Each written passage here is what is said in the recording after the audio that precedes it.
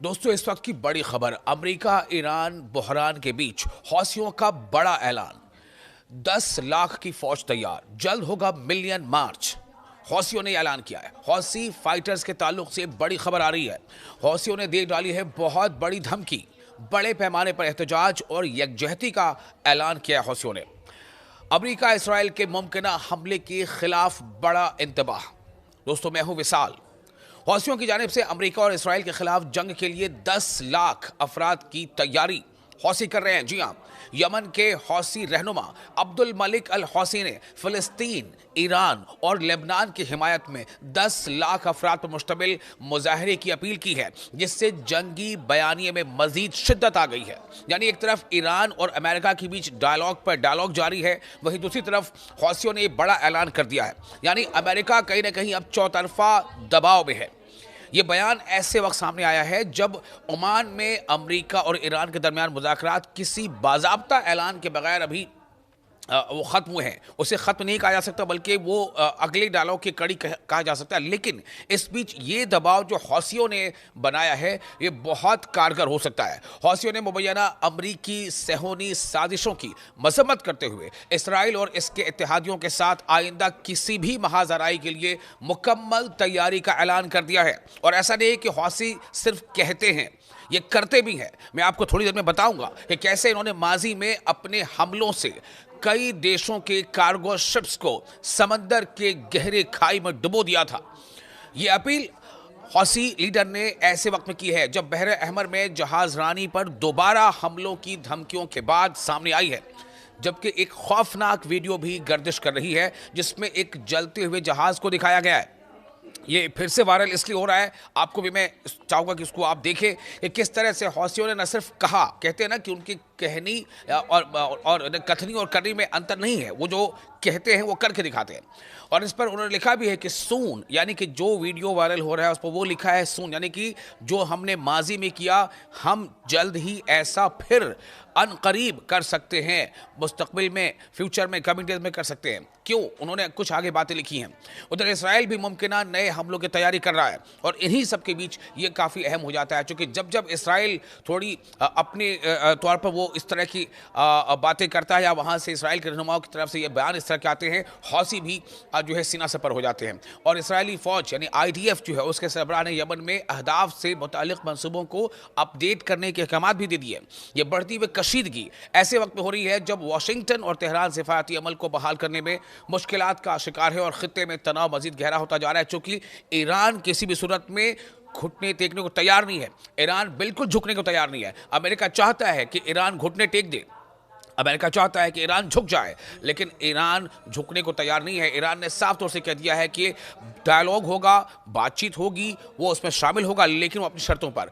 इसी बीच ये जो दबाव है हौसियों का, ये बहुत ज़्यादा असर ला सकता है। मैंने आपको बताया कि 10 लाख हौसी फाइटर्स जो हैं वो उसके मिलियन मार्च करने की तैयारी कर रहे हैं, और इसका ऐलान खुद जो हौसियों के रहनुमा हैं अब्दुल मलिक अल हौसी ने, यानी यमन के हौसी रहनुमा अब्दुल मलिक अल हौसी ने किया है। और एक सख्त और इश्तिआल अंगेज खिताब में फ़लस्तीन, ईरान और लेबनान की हिमायत में 10 लाख अफराद पर मुश्तमिल अवामी इज्तिमा की कॉल दी है, जिसे खित्ते में बढ़ती हुई कशीदगी के तनाजुर में एक ताकत का मुजाहरा करार दिया जा रहा है। इस ऐलान ने अमेरिका और इसराइल के साथ मुमकिन बराह रास्त तसादुम के खदशात को मजीद बढ़ा दिया है। और ये बयान की आप टाइमिंग देखिए, इस टाइमिंग पर बहुत ज़्यादा लोग जो है वो अपना रिएक्शन दे रहे हैं कि बिल्कुल सही वक्त है, जैसा उनका कहना है। जो लोग भी हौसियों के इस एक्शन के तरफदार हैं, ये बयान ऐसे वक्त में सामने आया है जब ओमान में अमेरिका और ईरान के दरमियान बिलवास्ता मुज़ाकरात जो है वो उसका दौर चल रहा था। आपको पहले बता दें कि हौसियों ने, मैंने जिससे पहले आपको बताया कि ऐसा नहीं कि वो सिर्फ कहते हैं, जैसे बड़ी बड़ी बातें करते हैं, सिर्फ ऐलान करते हैं। जैसा वो कहते हैं वैसा करके दिखाते भी हैं। आपको बताता हूँ, एक पूरी इसकी तफसील है मेरे पास कि हौसियों ने माजी में भी जब ऐसा इंतबाह, ऐसी चेतावनी दी थी, तो कैसे उस पर अमल किया था, और इतना अमल किया था, इतना नुकसान पहुँचाया था कि अमेरिका को भी, जी हाँ, अमेरिका जैसे सुपर पावर समझी जाने वाली ताकत को भी मजबूर होकर हौसियों के साथ मुज़ाकरात करने पड़े थे, और सीज फायर करना पड़ा था हौसियों के साथ डायलॉग करके। आपको बताते हैं, याद रखिए, MV एटर्निटी सी ये एक कार्गो शिप था, जो एक लाइबेरियन फ्लैग ये शिप था जिससे हौसियों ने अपने उस ऐलान के बाद कि हम बहरे अहमर से गुजरने वाले ऐसे तमाम शिप्स को निशाना बनाएंगे जिस पर इसराइल के लिए वो इसराइल बाउंड वो होगा, यानी जो भी शिप इसराइल को जा रहा होगा, चाहे वो इसराइल का हो या ना हो, इसराइल को की तरफ जाने वाले शिप को निशाना बनाएंगे। तो MV इटर्निटी सी को हौसियों ने समंदर में डुबो दिया था और ये वाक़या था जुलाई 2025 का। जुलाई 2025 में हौसियों ने ये करके दिखाया था। उसके बाद आप देखिए दूसरा cargo ship MV magic seas, MV magic seas, ये भी एक लाइबेरियन फ्लैग था जो इसराइल की तरफ जा रहा था और इसे हौसियों ने हमला किया था, ये भी जुलाई 2025 में ही, और उसे समंदर की आगोश में डुबो दिया था। तीसरा जो बड़ा हमला था हौसियों का किसी कार्गो शिप पर वो है मिनर्वा ग्रैट। ये डच फ्लैग था, इसमें डच झंडा लगा हुआ था। ये डच फ्लैग जिसमें जनरल कार्गो शिप थी, इसे हौसियों ने हिट किया था अपनी मिसाइल से और म्यूनिशन से, और ये हुआ था सितंबर 2025 में। सितंबर 2025 में हौसियों ने करके दिखाया था जिसपे बड़ी आग लग गई थी और जितने क्रू मेंबर्स थे वो जख्मी हो गए थे। एक और जो बड़ा कार्गो शिप था जिसके हौसियों ने निशाना बनाया था वो था MV रुबेमार। MV रुबेमार ये कार्गो वेसल था, इससे काफ़ी नुकसान पहुंचाया था। रिपोर्टेडली ये संक हो, ये डूब ही गया था, ऐसी भी रिपोर्ट बाद में आई थी। और ये हुआ था आपका 2024, सन 2024 के शुरुआती दौर की बात है, जब हौसियों ने इसे एंटी शिप मिसाइल से इन बाब अल मनाब बाबल मंदब यानी स्ट्रेट और रेड सी जो रीजन है उसमें बाबल मंदब इलाके में, उस रीजन में इसको हौसियों ने मार गिराया था। तो मैंने जैसा बताया कि हौसी सिर्फ कहते नहीं है, करके दिखाते हैं। और इस बार जो हौसियों ने ऐलान किया है, ये ऐलान अमेरिका पर और साथ ही साथ इसराइल पर भी भारी पड़ सकता है, तब जबकि ऐसी रिपोर्ट्स आ रही हैं कि इसराइल ईरान पर हमला करने के बारे में कुछ सोच रहा है। ऐसी प्लानिंग, ऐसा मंसूबा इसराइल का है। क्योंकि देखिए हर सूरत में इसराइल चाहता है कि ईरान पर हमला किया जाए। ईरान की जो बढ़ती मिलिट्री ताकत है, ईरान की जो बढ़ती न्यूक्लियर ताकत है, या फिर ईरान की जो बढ़ती मिसाइल टेक्नोलॉजी है, मिसाइल ताकत, उसको नुकसान पहुंचाए, उसे कमजोर किया जाए। और इसीलिए इसराइल ये चाहता है, जो मुबस्सरीन कहते हैं कि इसराइल ये चाहता है कि अमेरिका ईरान पर हमला करे। अमेरिका ये चाहता है कि नहीं चाहता, कि इसराइल ये चाहता है कि अमेरिका ईरान पर हमला करे। तो ऐसी सूरत में कि अगर अमेरिका अगर ईरान पर हमला करने को अपने हक में उतना फायदेमंद नहीं महसूस करता है, तो हो सकता है कि अमेरिका कुछ मसलहत के तहत अपने कदम पीछे हटा ले। लेकिन ऐसे में इसराइल ये चाहेगा कि ईरान पर हमला कर दे, इसके लिए वो कोशिशों में मसरूफ है। लेकिन इसराइल की इस कोशिश को बड़ा धक्का हौसियों ने दे दिया है अपने इस बड़े ऐलान से। आपको ये वीडियो कैसा लगा? आप अपने कमेंट्स हमें कमेंट्स बॉक्स में शेयर जरूर कर सकते हैं। ईरान मिसाइल, दोस्तों अमेरिका और ईरान का जो बहरान है वो किस मकाम तक पहुंचा है? क्या दोनों में बातचीत हो चुकी है? क्या अब ये इस बात पे इत्तेफाक हो गया है कि डायलॉग ही आगे चलता रहेगा और कोई किसी तरह से स्टाइल अंगेज ना तो बातें होंगी, ना कोई स्टाइल अंगेज एक्टिविटी होगी? इन सब के बीच एक बड़ा सवाल तो बना हुआ है ही। आपको बता दें कि ईरान की तरफ से एक बड़ा ऐलान सामने आया है। आपको इससे पहले मैंने बताया था कि अमेरिका किन शर्तों पर चाहता है कि ईरान को वो झुका दे। अमेरिका चाहता है कि ईरान पूरी तरह से अपना न्यूक्लियर जो अफजूदगी का अमल को रोक दे। अमेरिका चाहता है कि मिसाइल का जो उसका मंसूबा है, जो उसकी टेक्नोलॉजी, जो उसकी डेवलपमेंटल वर्क्स है, उसको वो लिमिट कर दे। ईरान ने कहा कि वो ऐसा कुछ भी नहीं करेगा।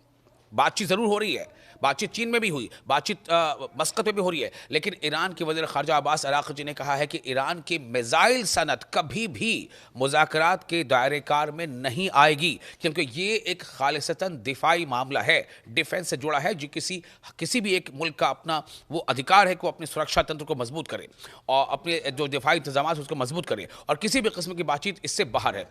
दोस्तों मैं हूँ विशाल, आपको इस वक्त की बड़ी खबर दे रहा हूं। बड़ी खबर यही है कि ईरान ने अमेरिका को क्लियर कट ये बता दिया है कि ईरान की मिसाइल सनत कभी भी डायलॉग के दायरे कार में नहीं आएगी, यानी मिसाइल टेक्नोलॉजी और इसकी डेवलपमेंट पर किसी तरह की रोक पर कोई बातचीत नहीं होगी, क्योंकि ये सीधे सीधे मुल्क की सालमियत और उसके दिफा से जुड़ा मामला है।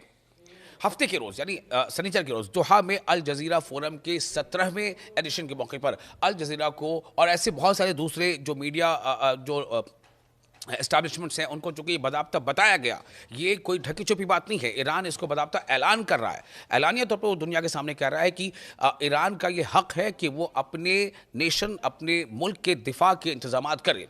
तो उसको एक इंटरव्यू के दौरान अराक़ची ने, जो वज़ीर है, उन्होंने कहा है कि ईरान और अमेरिका के दरमियान होने वाले बिल वास्ता मुज़ाकरात का उन्होंने हवाला दिया, जो एक दिन कबल मस्कत में मुनक़िद हुए थे। उन्होंने कहा कि वाशिंगटन के साथ मुज़ाकरात का आगाज़ अच्छा रहा, लेकिन उन्होंने कहा कि एतमाद साजी के लिए अभी तवील रास्ता तय करना बाकी है।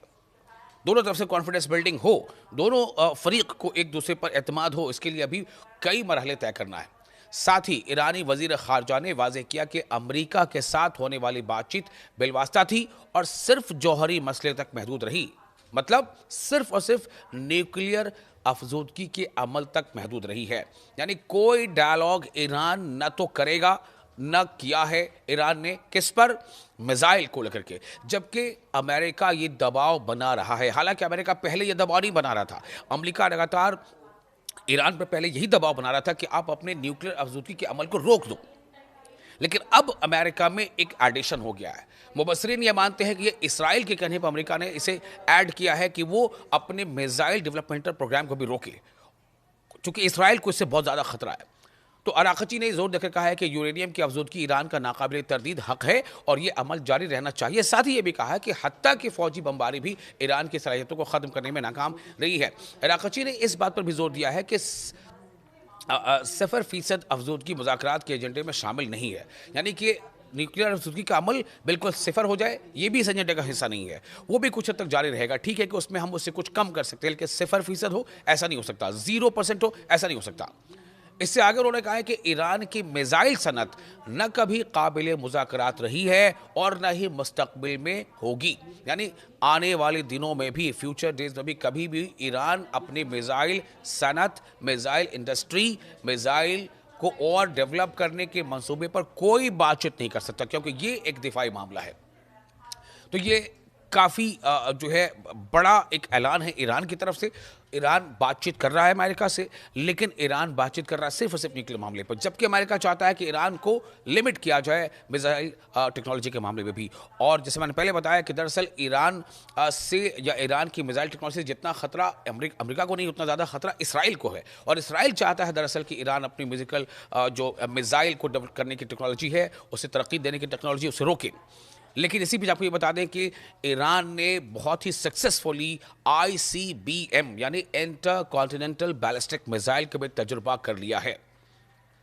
इसमें एक बड़ा नाम खुर्रम शहर मिसाइल का है। दूसरी तरफ अबू मेहदी जो एक उनके पास मिसाइल है, उसको भी ईरान लगातार अपग्रेड कर रहा है। और ये सब मरीन जो है मिसाइल है, यानी कि समंदर के अंदर से ये मिसाइल सबमरीन के जरिए से वार कर सकता है और वॉर हेड को या जो फ्लीट कैरियर्स हैं, युद्धपोत जिन्हें कहते हैं, उन्हें निशाना बना सकता है। यहाँ तक कि समंदर से हवा में भी मार कर सकता है। तो इससे भी लगातार ईरान अपग्रेड करता जा रहा है। और दूसरी तरफ ऐसे ICBM मिसाइल जो एक बर्र आज़म से दूसरे बर्र आज़म यानी इंटर कॉन्टिनेंटल भी मार करने की सलाहियत रखते हैं, उसका असर ये है कि अमेरिका का कोई भी शहर अब ईरान के मिसाइल के रेंज में है। और इसलिए अमेरिका चाहता है कि ईरान इस पर भी बातचीत करे, कि ईरान बिल्कुल तैयार नहीं है। ईरान का कहना है कि बातचीत होगी, सिर्फ न्यूक्लियर के मामले पर होगी, मिसाइल वाले मामले पर बातचीत बिल्कुल नहीं होगी।